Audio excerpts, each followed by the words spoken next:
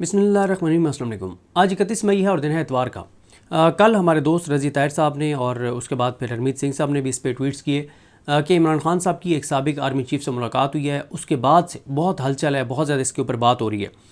मैंने कुछ बाखबर ज़राए से बात की है, वो इस हवाले से क्या कहते हैं वो चीज़ें आपके सामने रखता हूँ। देखें, पहले तो ये मुख्तसर आप और हम ये बात समझ लें, यानी मेरी राय है, आप इसे इख्तलाफ भी कर सकते हैं कि इमरान खान की रिहाई किन 3 तरीक़ों से हो सकती है, किन 4 तरीक़ों से हो सकती है। एक हो सकती है कि इमरान खान डील कर लें, वो इमरान खान डील कर नहीं रहे और उन्होंने जेल में एक मौके पे ये भी कहा कि और उनकी बहनें ज़ाहिर बड़ी तकलीफ़ के साथ ये जुमला बता चुकी हैं कि इमरान खान ने कहा कि मैं डील नहीं करूँगा, चाहे मेरी ज़िंदगी का इख्तिताम हो जाए जेल के अंदर, लेकिन मैं डील नहीं करूँगा। इमरान खान ने हर तरह का जुल्म, जबर, बर्बरियत, फस्तायत, हर चीज़ बर्दाश्त कर ली है, लेकिन इमरान खान 1 इंच भी अपने मौक़िफ़ से पीछे नहीं हटे। ये बात तो हम सब ने देख ली है।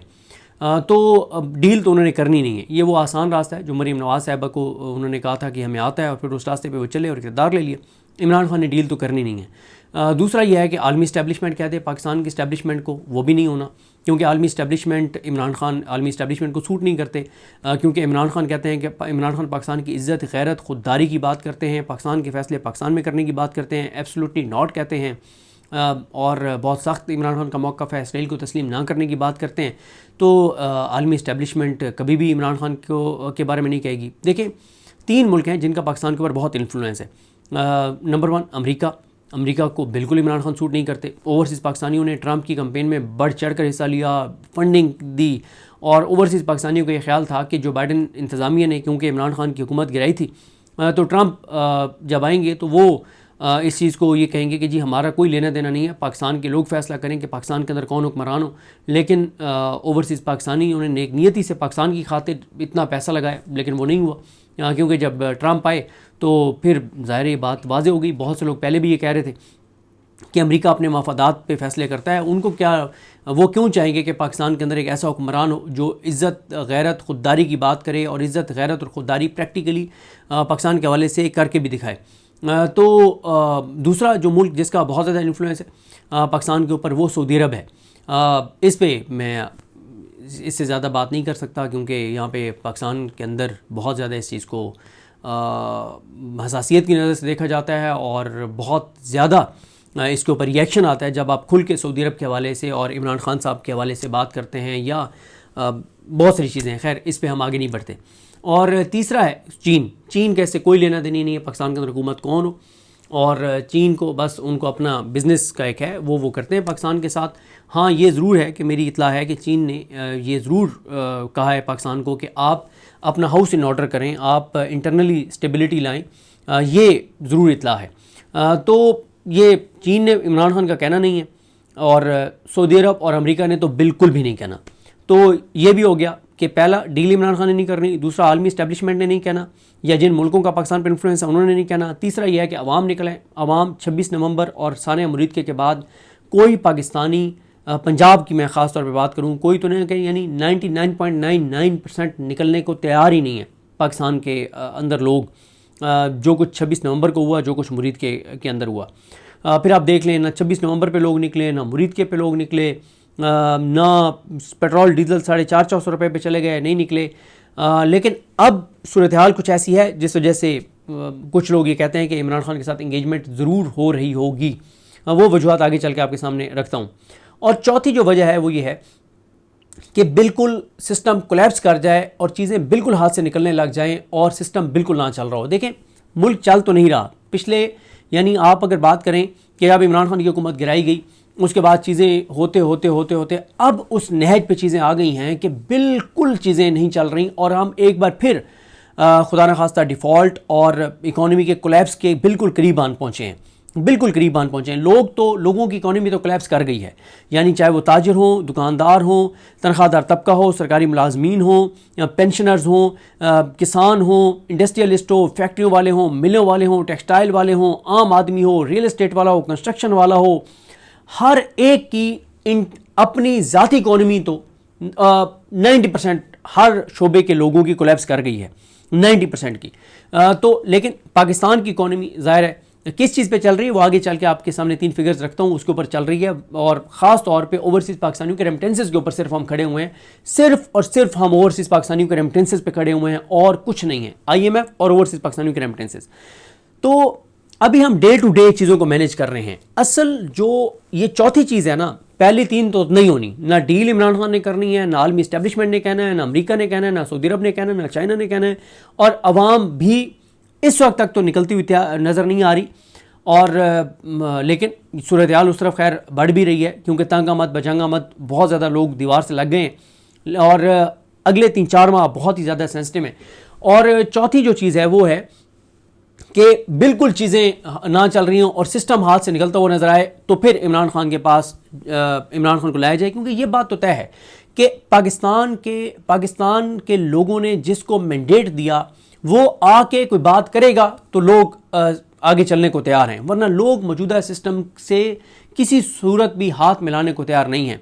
अब आए इस बात के ऊपर कि मेरी जिन लोगों से बात हुई, मैंने कहा जी बताएं, अच्छा ये बहुत सारे लोग ये दावा कर रहे हैं, सबूत किसी के पास नहीं है, बहुत सारे लोग ये दावा कर रहे हैं कि इमरान खान के साथ बहुत एंगेजमेंट हो रही है, इमरान खान के साथ बहुत एंगेजमेंट हो रही है। मैं फिर उनसे पूछता हूँ अच्छा एंगेजमेंट हो रही है तो किस लेवल पे हो रही है, ये नहीं पता। फिर मैं उनसे पूछता हूँ अच्छा ये बताएं कि अगर इमरान खान के साथ एंगेजमेंट हो रही है तो बाहर कोई मुझे प्रैक्टिकली दिखाए ना कि इमरान खान के साथ एंगेजमेंट की वजह से उसकी बहनों की मुलाकात, इमरान खान की बहनों की मुलाकात उनसे बहाल हो गई है, इमरान खान के केसेस लगना शुरू हो गए हैं अदालतों के अंदर, बेगुनाह जो असीरान हैं उनकी ज़मानतें होने लग गई। आम वर्कर्स जो 51-52 गुजरांवाला के वर्कर्स हैं, जो मिलिट्री कोर्ट्स के कन्विक्टेड सिविलियंस हैं, कोई हसन न्याजी वगैरह के लिए कोई आसानी हो गई है, कोई इमरान खान को जेल में सहूलियात मिलने लग गई हैं, कोई बुशरा बीबी के जो उनके हकूक़ हैं जो एज ए कैदी वो मिलने लग गए हैं, कोई जो ख़वातीन हैं कोट लखपत जेल में, सनम जावेद हों, डॉक्टर यास्मीन राशिद हों, आलिया हमजा हों, फलक जावेद हों, फिरदौस राय हों, इन ख़वातीन के लिए कोई आसानियाँ हो गई हों, कोई साहबजादा हामिद रज़ा के लिए कोई आसानियाँ हो गई हों, कोई चित्राली साहब की रिहाई हो गई हो, अब्दुल लतीफ़ चित्राली साहब की बात कर रहा हूँ, या UAE में जो जुनेद हैं और सलमान हैं वो रिहा। मैं कहता हूँ कुछ तो मुझे दिखाएं ना, कोई GB में उनके लिए, मतलब कहीं तो मुझे दिखाएं कि यार देखें वो जो एंगेजमेंट हुई है ना तो उसकी वजह से देखें ये बाहर ये चीज़ हो गई है, इसका मतलब है कि वो बातचीत दुरुस्त सिमत में जारी है। उनका आगे से मुझे जवाब ये होता है था जब मैंने पूछा, उन्होंने कहा कि जी आप बजट के बाद देखेंगे कि चीज़ें आपको ग्राउंड पे नजर आना शुरू हो जाएंगी। मैंने कहा चलें जी बजट के बाद भी देख लेते हैं, हफ्ते 10 दिन की। उन्होंने कहा जी बजट और बजट के फ़ौरन बाद क्योंकि 28वीं तरमीम जो है वो होनी है, तो उन्होंने कहा जी आपको 28वीं तरमीम और बजट और 28वीं तरमीम के बाद नज़र आएगा। तो मैंने कहा जी चले ये भी देख लेते हैं हम। लेकिन पिछले 4 साल में तो हमने देखा है कि जब जब हमारे पास ये इन्फॉर्मेशन आई कि चीज़ें बहुत ज़बरदस्त अंदाज में आगे बढ़ रही हैं तो हर बार इस बात में हकीकत नहीं थी और PTI के लिए और आवाम के लिए मुश्किलात बढ़ती चली गई। अच्छा वो क्या कहते हैं जिनसे मेरी बात हुई, जो ये दावा करते हैं कि इमरान खान के साथ एंगेजमेंट बहुत ज़्यादा हो रही है, ये किसी को नहीं पता कि किसकी मुलाकात हुई है, कौन मिला है, लेकिन ये सब कह रहे, मतलब सब तो नहीं, मैटर करने वाले बहुत से लोग कह रहे हैं कि जी बिल्कुल एंगेजमेंट बहुत ज़्यादा हो रही है। उनका पॉइंट ऑफ व्यू ये है कि देखें इस वक्त 4-5 बड़ी चीज़ें आप देख लें। एक तो वो कहते हैं कि जब आप जूम आउट करके देखते हैं इंटरनल सिक्योरिटी सिचुएशन देखें बहुत ज़्यादा ख़राब हो गई है बलूचिस्तान के अंदर, KP के अंदर, और KP के अंदर वज़ीर आला KP ने कुछ बहुत सिक्योरिटी की मीटिंग में बहुत हसास कुछ चीज़ें वफाक को बता दी हैं कि ये चीज़ें होने जा रही हैं KP में। हम आपको वाज़ेह तौर पर बता रहे हैं कि आपकी इन पॉलिसीज़ की वजह से ये होने जा रहा है, और ये मैं रिकॉर्ड पे रख रहा हूँ, फिर आप ना कहिएगा कि मैंने आपको ये बात बताई नहीं थी। मैं आपको बता रहा हूँ कि ये बहुत ही खौफनाक चीज़ जो पाकिस्तान की तारीख में कभी नहीं हुई KP में, ये चीज़ें होने जा रही हैं, फिर ना कहिएगा कि मैंने आपको बताया नहीं है। बलूचिस्तान की सूरत हाल आपके सामने, जिसमें हम आप अगर बात करेंगे तो फिर उसको कहा जाता है कि पता नहीं हम इंतशार फैला रहे हैं या मुल्क दुश्मनी कर रहे हैं, उस पर भी हम बात नहीं कर सकते बलूचिस्तान की सूरत हाल के ऊपर भी। फिर आप इकॉनमी तो उस पर तो आते हैं, फिर आप रीजनल देख लें, अफ़गानिस्तान के साथ हमारा बॉर्डर बंद है, अफ़गानिस्तान के साथ हम हालत जंग में है, एक और हमारे बॉर्डर ईरान के ऊपर एक आलमी सतह की जो है वो जंग चल रही है, भारत तैयारियाँ कर रहा है और वो एक एक दिन उनके लिए बड़ा मुश्किल गुजर रहा है, जो उनको सुबकी हुई है, शर्मिंदगी, रुसवाई और पसपाई का सामना करना पड़ा 1 साल पहले, तो उनका तो बस नहीं चल रहा। तो फिर इंटरनेशनली आप देख लें कि अब जिस तरह से ट्रंप ने इब्राहिम अकॉर्ड की बात कर दी, तो देखें जिनसे मेरी बाखबर ज़राए से बात हुई वो 2 चीज़ों के ऊपर वो कह रहे हैं। एक तो वो कह रहे हैं कि इकॉनमी हाथ से यूँ निकल रही है जैसे हाथ से रेत निकलती है, और दूसरा वो कहते हैं कि ये जो ट्रंप ने कह दिया है ना इब्राहिम अकॉर्ड वाली, अगर पाकिस्तान ट्रंप को मैनेज ना कर सका तो आपके पास इमरान खान के अलावा कौन है जिसको आप सामने लाएं और वो कहे कि हाँ भाई हम नहीं इस लोल को तस्लीम करेंगे। क्या नवाज शरीफ ये बात कर सकते हैं, क्या शहबाज शरीफ ये बात कर सकते हैं, क्या सरदारी कर सकता है? सवाल ही पैदा नहीं होता। एक ही है पॉलिटिकल लीडर, वो है इमरान खान, जो सामने आके कह सकता है कि भाई नहीं करते, और फिर उसके जो भी कंसिक्वेंसेज होंगे, इमरान खान जब ये बात करेगा तो कौम उसके पीछे खड़ी होगी, इमरान खान के पीछे, और कोई भी नताइज होंगे तो कौम उन नताइज को भुगतने को तैयार है, वरना बिल्कुल नहीं। तो उनका ये कहना था कि इकोनॉमी की ना 3-4 चीज़ें, मसलन मैंने जब किस्मत खान के ट्वीट्स देखे तो मैंने कहा यार बात तो ये ठीक है कि इकोनॉमी की चीज़ें बहुत ही ज़्यादा खौफनाक हद तक हाथ से निकलती जा रही हैं। मसलन पिछले 4 साल में 4300 अरब रुपया, 4300 अरब रुपया, करोड़ में बना लें कितने बनते हैं, 4300 अरब रुपया पिछले 4 साल में पेट्रोलियम लेवी की मद में लोगों की जेबों से निकाला गया है। और आपको पता होना चाहिए कि जो खौफनाक तरीन बात है वो क्या है। अच्छा, ये 4300 अरब जो लोगों की जेबों से निकाला गया ना, ये अगर लोगों की जेबों से ना निकाला जाता तो ये 4300 अरब रुपया मार्केट में खर्च होना था, दुकानों के ऊपर, मुख्तलिफ चीज़ों में, लोग को घर की कंस्ट्रक्शन करते, कोई मतलब किसी न किसी जगह पे ये 4300 अरब रुपया सर्कुलेट होना था पाकिस्तान के अंदर। पाकिस्तान के लोगों के पास ये 4300 अरब होता और लोग खर्च करते ये 4300 अरब रुपया, जो कि लोगों की जेबों से पिछले 4 साल में निकाल लिया। और खौफनाक तरीन खबर आप सबके लिए ये है कि किस्मत खान ज़िमरी साहब ने ये ट्वीट किया है कि IMF ने अपनी रिपोर्ट में बताया कि आइंदा 5 साल में पाकिस्तानी हुकूमत पेट्रोलियम लेवी की मद में कितने पैसे आवाम की जेबों से निकालेगी।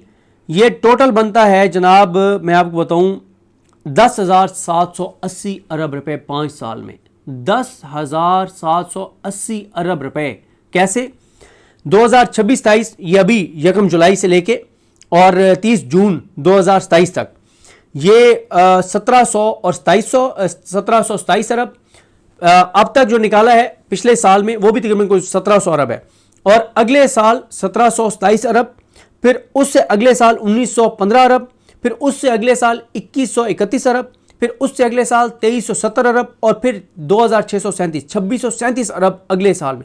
अगले 5 सालों में 10,780 अरब रुपया आपकी, हमारी, वो गरीब मजदूर, गरीब रिक्शे वाला, चिंची वाला, बाइकिया वाला, मजदूरी करने वाला, हर एक की जेबों से पेट्रोलियम लेवी की मद में कितना निकालेंगे? 10,780 अरब रुपया। और पिछले 4 साल में कितना निकाले? 4,365 अरब। अच्छा, फिर इसी तरह से एक और चीज, ये भी किस्मत खान ज़िमरी ने ट्वीट की हुई है कि नेपरा के रिकॉर्ड के मुताबिक पावर प्लांट्स को गुज़िश्ता 8 बरसों में जो अदायगियां की गई हैं कैपेसिटी चार्जेस की मद में IPPs को, वो 8,623 अरब रुपए बनता है। 8,623 अरब रुपया। 4300 अरब ये निकाला अवाम की जेबों से। ये जो IPPs को उन्होंने दिए हैं 8,623 अरब, ये अगर ना निकाले जाते तो ये भी अवाम के पास होते, क्योंकि अवाम के जिस्म से निकाले हैं ना, उनकी जान से निकाले हैं, उनके खून पसीने से निकाले हैं। फिर इसी तरह से जो है वो इसकी जो किस्मत खान ने पूरा लिखा है, बड़े इंपॉर्टेंट है। वो कहते हैं कि ये जुलाई 2017 से जून 2025 के अरसे के दौरान की गई हैं, और इस अरसे के दौरान जो डॉलर का रेट चल रहा है, अगर इसमें इन अदायगियों को कन्वर्ट करें तो इनकी मालियत 40 अरब डॉलर से तजावुज़ कर जाती है। दूसरी तरफ वज़ारत ख़ज़ाना की जानिब से गुज़िश्ता बरस इक़्तिसादी सर्वे रिपोर्ट में बताया गया था कि 101 IPPs कमीशन हुए, जिनकी मदद से मुल्क में कुल 35 अरब डॉलर की गैर मुल्की सरमायाकारी हुई। यानी पावर प्लांट्स को सिर्फ 8 बरस की कैपेसिटी चार्जेस की अदायगियाँ 101 IPPs की कुल गैर मुल्की सरमायाकारी से ज़्यादा हैं। IPPs को 90 की दहाई से लगाया जा रहा है, और नवाज शरीफ के तीसरे दौर में लगाए गई IPPs के मुआहदे 2045 या उससे भी आगे के अरसे के लिए हैं। IPPs लगे कितने में? 35 अरब डॉलर की सरमायाकारी आई बाहर से, और अब तक हम उनको दे कितना चुके हैं? हम उनको दे चुके हैं जनाब 40 अरब डॉलर, 35 अरब डॉलर आए, और 40 अरब डॉलर हम उनको वापस कर चुके हैं कैपेसिटी चार्जेस के बाद में। और कुछ IPPs 2045 तक हमने उनको पैसे देने ही देने हैं, क्योंकि ये है मियां नवाज शरीफ साहब का कारनामा। अच्छा, इसी तरह से आप IMF इसका टैक्स कलेक्शन देख लें कि 11 माह में जो शॉर्टफॉल है वो 860 अरब रुपए होगा। शॉर्टफॉल, इतना टैक्स अवाम से लेने के बावजूद शॉर्टफॉल 860 अरब होगा।